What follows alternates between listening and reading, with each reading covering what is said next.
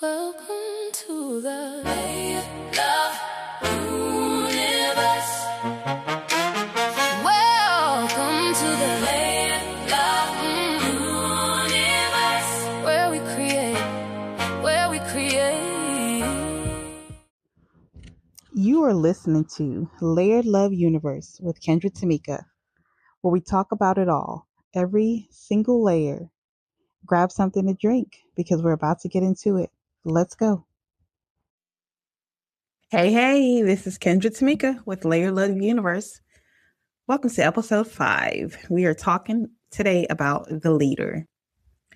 I want to start by asking you something. Think about the last time you made a decision you regretted. Not a small one, a real one. The kind where you reacted instead of responded, where you were overwhelmed or exhausted or frustrated, and you made a call that you knew, even while you were making it, was not your best thinking. Most of us have that memory. Most of us can name it pretty quickly. And most of us, if we're honest, have a pattern of making our worst decisions in our most stressed states, which makes complete sense biologically. When you are overwhelmed, your brain is in survival mode, not strategic mode. You are not accessing your full intelligence. You are just trying to get through the moment. The framework I built, the pause method, is the answer to that problem. Today, we are going to walk through it fully. And if you manage any kind of team, lead any kind of organization, run any kind of business, or make any kind of decision that affects other people, which is essentially every adult human being, then this episode's for you. Let's talk through how I became an Agile leader. People are often surprised to learn that I am a certified Scrum Master. I understand the surprise. The path from pastry chef to Agile coach is not a common one. And from the outside, it probably looks like two completely different worlds. From the inside, it is the same world expressed in different language. A professional kitchen is one of the most intense leadership environments that exist. You are managing multiple priorities simultaneously under real time with pressure, with quality standards that do not flex, and a team of people who are all doing the same. The head chef doesn't get to say the pressure is too high today. The service happens. The standard is maintained. The team is led all at once. What I learned in the kitchen over nearly 2 decades in this, the best leaders are not the loudest ones. They are not the ones who create the most urgency or demand the most deference.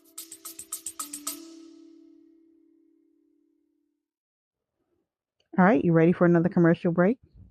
Let me tell you about something I built with my whole heart. Remember Her Publishing. It is my independent imprint, and it is where all of my books live. The memoir that started it all, the leadership book with the frameworks that actually work in real life, the empowerment book for the woman who is done waiting for permission, the picture books and the Remember Her Girl series that's for the little girl or the young ladies in your life. And yes, I'm creating a fantasy series because apparently I contain multitudes and we all have accepted this by now. Everything is at rememberherpublishing.com where you'll find something for you or one of your loved ones. All right, let's get back. Where are we now?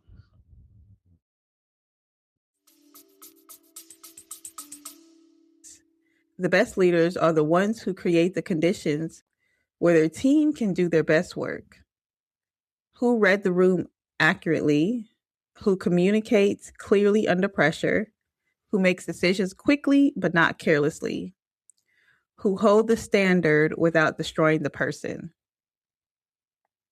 When I discovered Agile and pursued my Scrum Master certification, I was not learning new leadership principles. I was learning the formal language and framework for things I had been doing intuitively my entire career.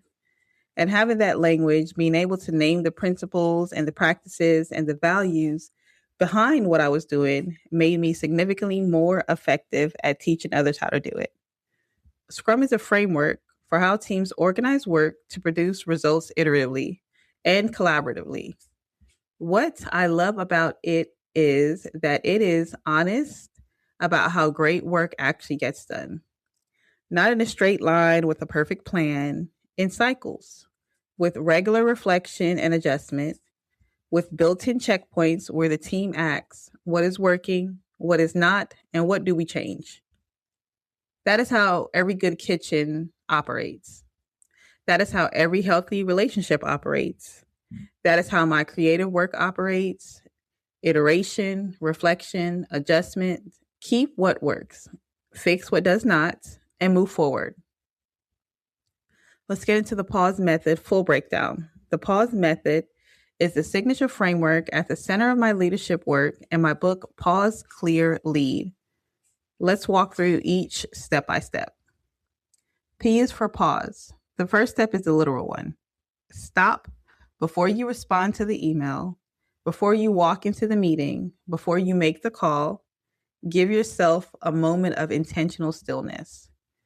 This does not have to be long, 30 seconds, a deep breath, a 5-minute walk. The point is to interrupt the automatic reactive loop before it runs. Most of our worst decisions are made on autopilot in a reactive state. The pause breaks that loop before it produces a consequence you have to manage later. A is for assess. Once you have paused, you assess the actual situation, not the story you are telling yourself about the situation, the actual facts. What do I know for certain? What am I assuming? What information do I not have that would change how I see this? Most interpersonal conflicts and most bad leadership decisions are made based on assumptions rather than facts. We assume we know why someone did something. We assume we know what the data means. We assume we know how the team feels. The assess steps ask you to separate what you know from what you are filling in. And it turns out those are very, very different things oftentimes. U is for understand. Now you go deeper. You look at the full picture of what is at stake. What happens if you act on this? What happens if you do not? Who else is affected? What are the second and third order consequences of the decisions you are about to make? This is where most leaders rush. They assess the surface and jump straight to action. The understand step asks you to think one level deeper before you move, not to overthink indefinitely, to think completely once. S is for shift. This is a transformation step. Based on what you now know from pausing, assessing, and understanding, you deliberately shift something before you act. Sometimes the shift is in your perspective. Sometimes it is in your approach. Sometimes it is in your emotional state. Sometimes it is in your understanding of what is actually needed here versus what you initially thought was needed. The shift is what separates the negative or reactive leader from an intentional one. The reactive leader goes from trigger to response automatically. The intentional leader inserts a deliberate shift between the trigger and the response, and that shift changes the outcome. E is for execute. Now you act, but you act from clarity instead of chaos, from intention instead of reaction, from your full intelligence instead of your most stressed state. And here is what I want you to notice about the execute step. You do not always do something different than what you would have done reactively. Sometimes you make the same call, but you made it deliberately. You chose it consciously. And that distinction matters more than it sounds like it does, because the next time a similar situation comes up, you are building a pattern of intentional decision-making instead of a pattern of reactive survival. Let's go into a real example. A team member misses a deadline. Again, your reactive response is to send a sharp message or address it publicly in the next team meeting. You are frustrated and you want them to know it. Pause. You stop before you send anything. Assess. This is the third missed deadline. You do not actually know why. Understand. If you react publicly, you may damage the relationship and the team dynamic and still not solve the underlying problem. Shift. You decide that curiosity is more useful than frustration right now. Execute. You request a private conversation and open with a genuine question rather than accusation.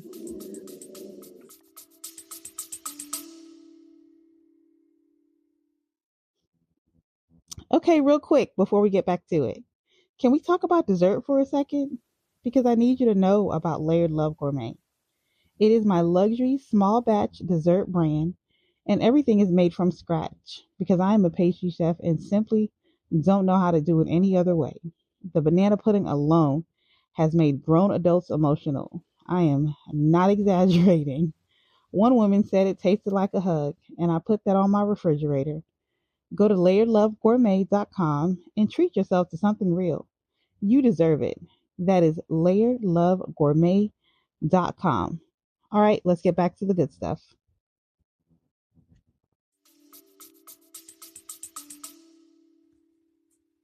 In that conversation, you learned that the team member has been managing a family crisis for the past month. The missed deadlines were a symptom of something you did not know was happening. The reactive version of you would have made the situation worse. The pause version solved the actual problem. This is what the pause method does. Not every time is the dramatic, but the principle holds. Intentional beats reactive every time. Let's talk through the clear framework and leading through change. The pause method does not stand alone. It is one half of a complete leadership system.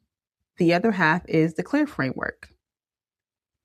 If the pause method is about how you make decisions, the clear framework is about how you lead people through change after the decision is made. And change management is arguably the most important leadership skill that exists because change is constant. The ability to move people through uncertainty and transition without losing their trust is what separates leaders who build enduring teams from leaders who burn through good people. Both frameworks are in the book, Pause, Clear, Lead. And that book exists because I needed it and it did not exist yet.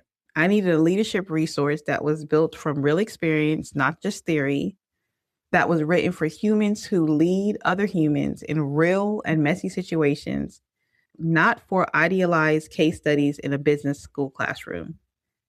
For me, emotional intelligence is more important in leadership than anything when you're dealing with people on a daily basis. This book is available at rememberherpublishing.com. Signed copies are available at kendratamika.com. If you are a manager, a team lead, an entrepreneur, a founder, or a woman who leads at home and needs a system that actually matches the complexity of your real life, that book was written for you. I want to close this episode with something I say in every leadership context I am in, and I want to say it directly to you. You cannot separate your professional self from your human self. You can try. I don't believe it works. I have watched brilliant, capable, well-intentioned leaders attempt this their entire careers, and the cost is always too high. The cost is usually paid by the people around them. The leader who shows up as a whole person, who brings her full history and full humanity into the room, who leads from a genuine self-knowledge and a genuine care for the people she leads, that leader is more effective, more trusted, and more sustainable than any leader who learned all the right language but left herself at the door. Your layers are not a liability. They are your leadership advantage. The pastry chef in me makes a better leader. The memoir writer in me makes a better leader. The homeschooling mom in me makes a better leader. All of it. Together, it makes me someone who understands complexity and nuance and the full humanity of the people on my team because I have been required to understand my own. Lead with your whole self. That is not a suggestion. Episode 6 tomorrow, The Teacher. I'm going to talk about homeschooling and self publishing, and why I believe the most powerful thing you can do with your knowledge is give it away. All right, see you then. And that is a wrap on this episode of Layered Love Universe with Kendra Tamika. In this episode, if it gave you something, please share it with someone who needed it today. Leave a review, follow the show, and come and find me at kendratamika.com. Everything is there waiting for you. I will see you in the next one. Have an amazing day.